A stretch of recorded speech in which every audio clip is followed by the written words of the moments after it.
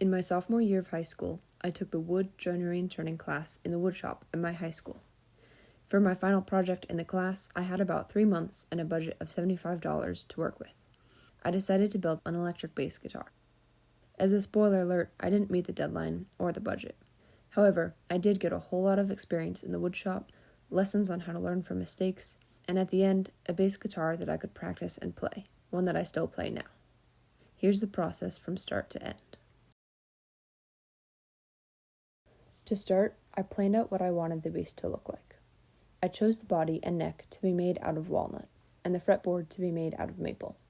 I wanted it to look like a Fender Jazz bass, but the headstock would have 2 left and 2 right tuning pegs, instead of 4 in a line.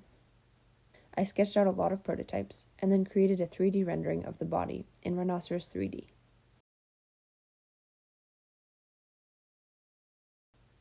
Once I had the rendering, I could send the file to a CNC router machine and cut out the body with that. I did one test with MDF board. Here's the final walnut being cut out.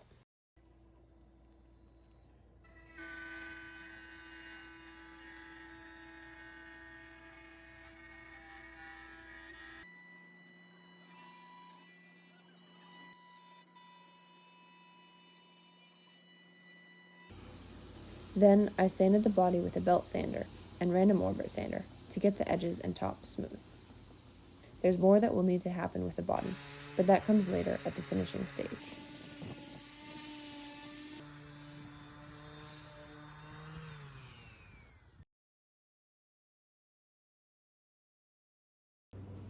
Next, I created the neck. I did this by cutting out the general rectangular shape that I wanted with a bandsaw, and then using a spoke shave plane to chisel out the curve of the neck. I created an angle for the headstock so as to have good tension on the strings.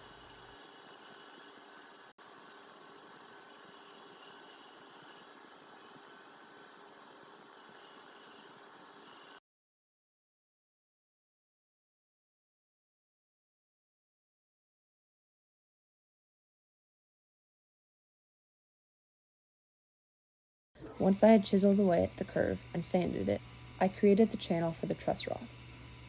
A truss rod is a metal rod that strengthens and stabilizes the neck of the instrument. Truss rods are designed to have an accessible nut on one end that, when turned clockwise or counterclockwise, bends the truss rod up or down, which in turn adjusts the neck of the guitar. Over time, if the neck bends up or down because of string tension or warped from age, you can adjust the truss rod and correct the neck.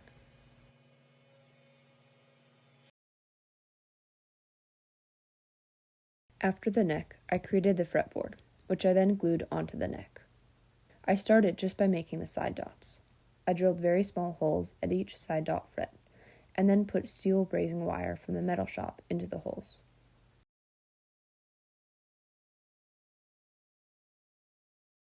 After trimming and sanding them, I cut the other side of the fretboard so it tapered at the top. Next, I created the fret markers. These go on the same fret spaces that the side dots go on, and I did a similar method. Drilled a hole in the middle, then filled with a plug of walnut wood, which I laser cut from a piece of scrap walnut wood left over from the body, and then sanded down.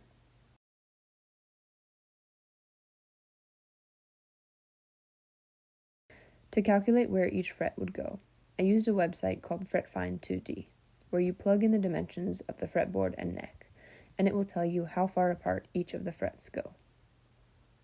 The frets were probably the trickiest part of the bass, or at least the least polished part in the end.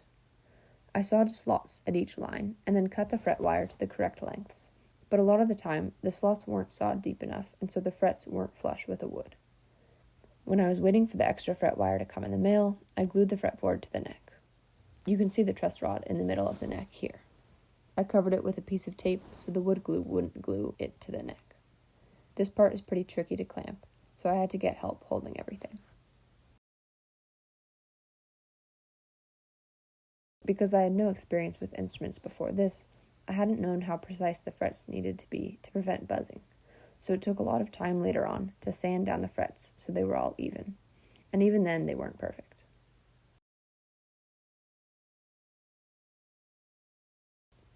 Once everything was generally put together, it was time for the finishing. I sanded a whole lot more and did some final tweaks, shaping the headstock, putting in the bone nut, finishing with teak oil and polyurethane, and finally wiring.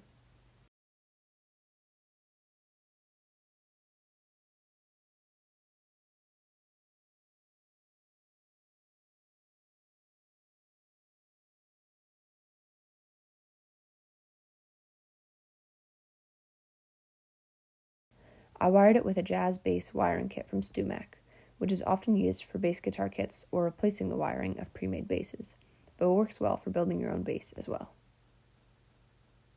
I learned about planning and time management the hard way, and during this process I also learned so much about what it takes to build an instrument. This inspired me to build another instrument during my junior year.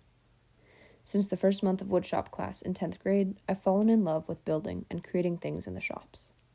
I would like to thank my woodshop teacher, Mr. Fall, for always pushing me to work hard and for showing me how to create something I'm proud of. Overall, the process took me about 6 months. The final result isn't a perfect bass, but it plays well, and I'm so proud of how it turned out. Here's the sound test for the bass when it's plugged into an amp.